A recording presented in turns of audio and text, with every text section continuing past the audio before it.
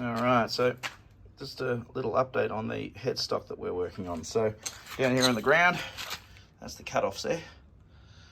You see, I started shaping the headstock. This is the reverse. This is the back of the headstock. You see, all of this will go once I get the files and the routers. That'll all head off. And I'm using the chisel here to smooth this in and blend this into the neckline. And then I'll be doing the underside there because there's a little ridge there that I can't get to with the sander. So this is all going to get chiseled out by hand and shaped. So, okay, now in this section here, I'm coming across as I come down with the chisel. I'm chiseling aside. My chisels aren't super sharp. I'm not very good at sharpening chisels, but I find if I take my time and I go acrossways like that as I come down, I'm trying to, there's a little ridge. You can hear that almost. I've almost smoothed that out. Now, the next thing I'll do, I've got some 120 grit paper and it's rolled up in a tight ball. I'm basically curving it in, but I don't want to make a divot here on the neck. And the reason for that is that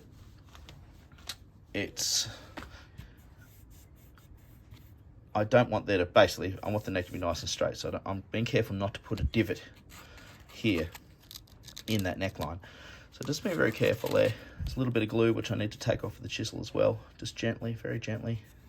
Everything's slow, you know. And this is the thing, when you're doing a nice headstock that's a little fancier than your straight headstocks, it's more time consuming. Which for the builders and also you guys who are shopping around and looking for guitars for yourself,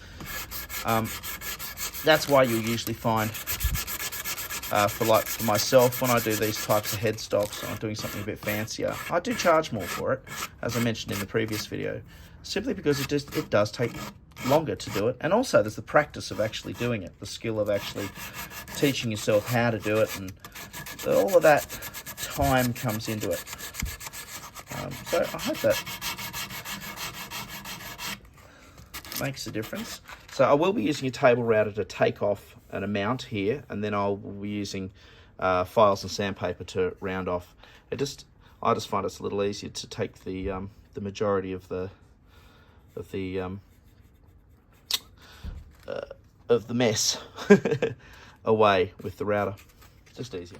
Now this is where we're up to with the neck construction. So we've got the headstock roughed out, which is good. So this will leave room for the indents that I do with the recessing bits that I use. The rosewood fretboard is cut to length and it is getting glued on at the moment. The recess is cut out. So this is going to be, I've also cut out the strap, the back strap, which will sit underneath, just to give it that extra tension where this timber's been taken out. This is the box. It will have top mounted controls, because I don't want to damage the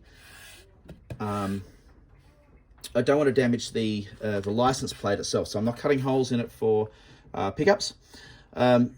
This will sit at the back, so it's not going to get cut through. So I'll say, do not cut. Do not cut.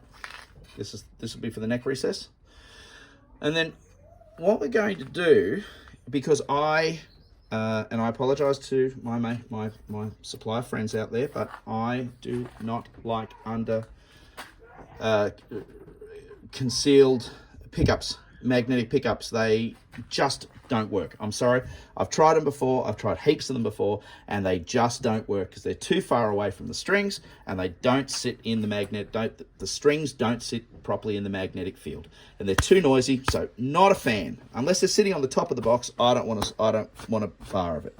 So, but that's me. So what I'm actually going to be using, and I've used a couple of times now, and I'm really happy with them, are neck mounted. So they'll mount here on the neck. Neck mounted jazz pickups. Now I cannot wait to show you what I'm talking about, but when you see it, it will actually sit over the top of the license plate. I will not have to cut holes into the license plate. It will literally be sitting on the top of the license plate. There will be a hole cut here in the side to allow the electronics through, and she will be beautiful. So this is going to come up a treat, and this guitar is going to be heading over to the United States.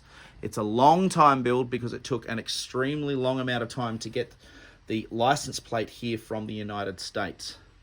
And I'm very excited to be able to get this one finished and off to my wonderfully, wonderfully patient client. But yes, very exciting.